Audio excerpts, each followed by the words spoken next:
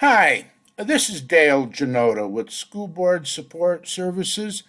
I'm a statistician now, but many years ago, I used to be a professional bargainer for school districts, and I always wanted to make sure before I start that I was well prepared. I wanted current data. I wanted the data objectively, many different fashions, and also I wanted to be able to play with anything to immediately analyze any proposal I'd like to look at. And this is what I have for you. As a statistician, I collect data all over the country analyzing teacher salary schedules. And I'm going to show you how Riverside County turned out. Now, this is all 1920 data. I don't think anybody in California has that. But I work on this and I have 917 school districts in my report. And I show you what I do here. And be patient because I do a lot. Okay, what I do is I develop what I call a 26-year earning power approach to teacher salary schedules. I like to take a look at the long-range impact a salary has upon an individual as well as the school district. So what I do is I take a teacher at your BA 30 starting salary with the credential. I walk him through your salary schedule for a period of 26 years, defining the value of your structure with one number over a 26-year period. I use the 26-year approach because that's the average number of years of service current retirees have that are drawing off a retirement system. Now that's nationally. So when I look at it here, and everybody I do objectively, I move them to all 917 school districts. So it takes me about a year to do, but it's a lot of fun. I'm 70 years old and I got to do something. As a researcher, I found out if you idle yourself, you die. So far, my findings are accurate. So anyway, I'm going to look here at the first district here, Alvord. Okay, their earning power, starting a teacher at the BA 30, walking him through the structure, $2.37 million. Their overall salary schedule was a little over $100,000 above the county average, 4.3% above average, and they rank fourth in the county. I have every district in the county in this. I do the same thing with the BA 30 starting salary, but first I want you to see your numbers so you have an idea of what the value of this is salary only now because you get different stories. Okay, so we're just going to see how you are because most people are, oh God, Paris High, number one in the county. They must have really good teachers there. Okay, and let's see, you can see this, you can see this, and I also have the county office. Okay, so give you a minute, give you a few seconds to look at your numbers so you can see about where you're at. Okay, so I'm going to go back to the top here again because I do this thing numerous ways.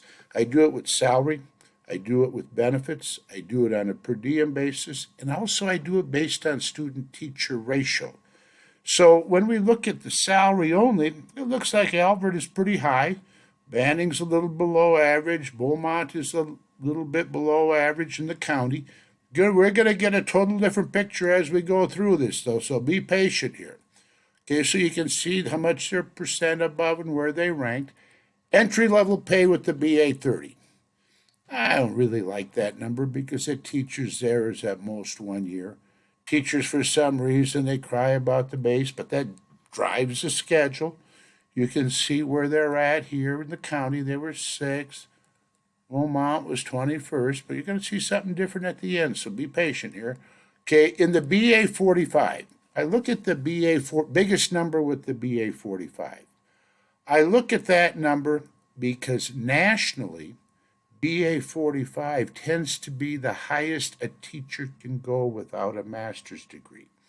Now, that's not true in California, but it's still a decent benchmark. And then if somebody wants data with different states, at least I have objective data.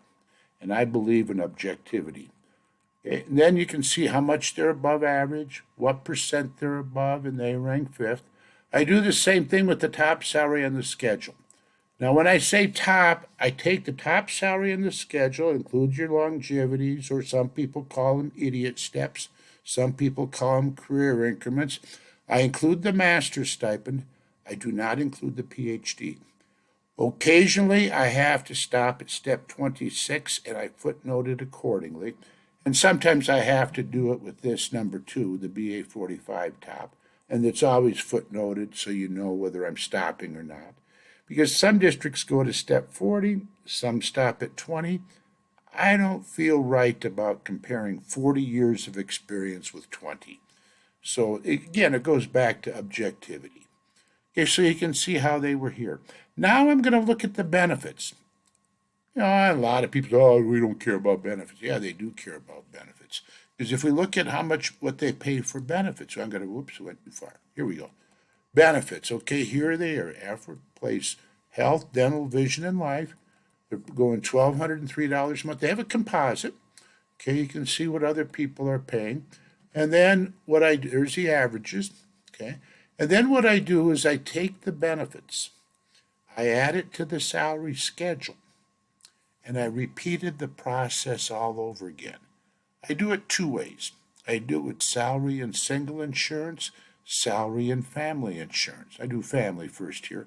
I like to look at family more than single because I maintain most people are married at some point in time, even if it's only temporary. So we take a look over here, and all of a sudden, oh, boom, I moved up a little bit here on the earning power. See where they're at here?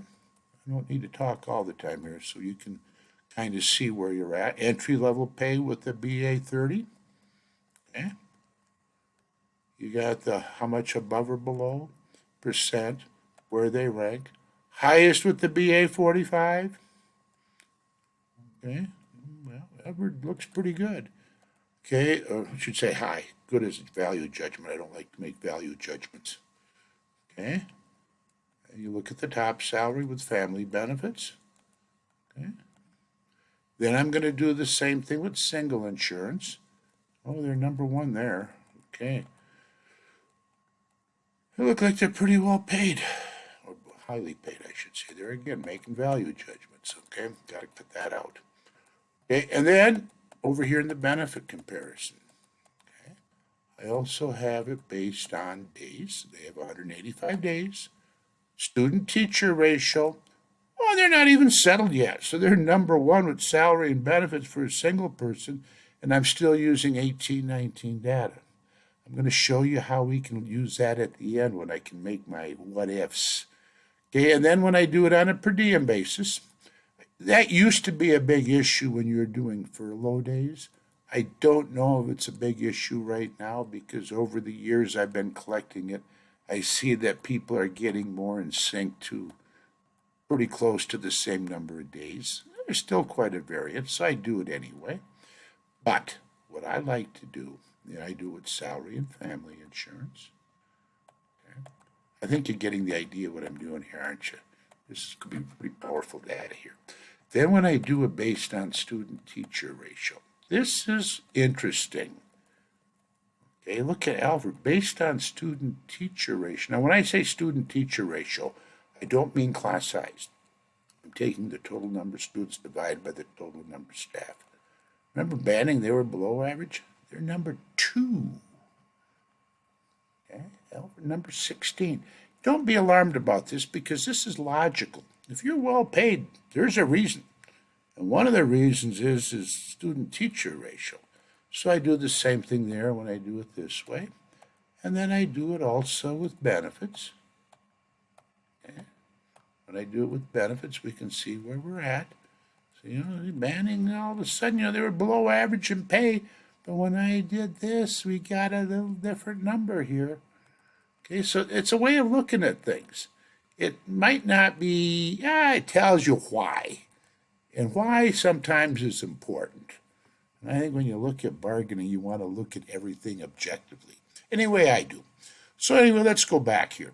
Okay, see how simple that is to read here. Simple to use. All you ever have to do is to put in the code numbers of the schools that you want in here. You saw how I picked them up by the county. Now, maybe sometimes you want to do with the people you play with. I have my codes over here. Let's see what the average is. Well, here's state average. Okay, I have all my codes here for the entire state in alphabetical order. That's a little cumbersome to be looking for those numbers. So you're about 10% above state average in pay in your county. I also have them sorted other ways. I go over here, I have them sorted by enrollment. I have them sorted by district type and enrollment. So let's see now, I forgot. Let's find out what district was I dealing with here. I was dealing with Alfred here. Let's say Alfred wanted to compare with districts of their own size. And are they an elementary? Are they K-12? We'll find out right now. They're a unified district. If they wanted to know how they compare with unified districts of their own size, I have all them sorted by this way. So you can just pick up, let's say you wanted the 10 bigger, the 10 smaller, just copy, paste, boom, you can do it. You can do it by the wealth of the district, as I have cost per student here, which transposes to the wealth of the district. Okay, and then I want to go over here to make projections. This is the case where you're going to find this interesting because, okay, we're not settled yet at Alfred. So let's say they have a proposal on the table that's 2.75%. Okay, let's say they're proposing to look at increasing they have a composite rate there of $1,200 with life insurance was $1,203 a month, if I remember right. Let's say they want to go $1,250 a month for benefits.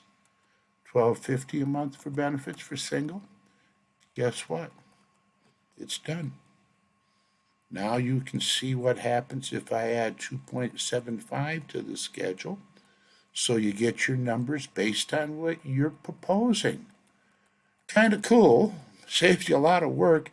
At least then you know what the impact is right away. You know how you compare with the group that you choose. I know that you're not going to want this particular group, but lack of knowledge made me put the whole county in. And then if I go over here, you can see the benefits change. 250, what else? 1250, 1250. Boom, boom, boom, boom, boom, boom, boom. And I'm checking out a proposal. Okay? So that's kind of the way, that's how it works. You can just put any schools you want. Now, what I charge for everything. Now, I charge $795 for everything. What you get this entire template with access to all 917 schools. You can pick and choose any numbers you want. Plus, like I said, this is 2019-20 data. Districts are still using the old structures, and at this date right now in March, there's still about 260 schools that are still using previous year's data. So what I do between now and now until next October, I will be providing you with updates. There's no extra cost for it. It comes automatically. Let's say you're looking at this and somebody just settled yesterday and they're in your group. And this has happened to me many times. They'll call me up and say, "Can you get the data for me?" Yes, yes. Or sometimes the district even sent me the data and said, "Here's the data, fix it, I want it right now." And I'm prompt. I'm on call 23 hours a day. The hour that I'm not on call is probably when you're trying to reach me. Okay, there's my website if you want to see more. There's my phone number. Okay, School Board Support Service. I've been in business for 35 years. Used to do this in California in the 90s, not to this degree. And I have a lot of districts that really like it, and I get a lot of thank yous. Now, I have something else for you, which is going to be free. If you listen to this whole thing, which I hope you did, I have a legislative impact study. And what I'm doing is I work in about, right now, 5 or 6 states. And I thought it'd be kind of fun to see how school funding on a per student basis compares. When I say school funding, what I did was I took, when I did the cost per students, I look at the salary cost per student in California and compared it with the states that I work in. And I want to tell you that is an alarming number. It could have tremendous impact legislatively.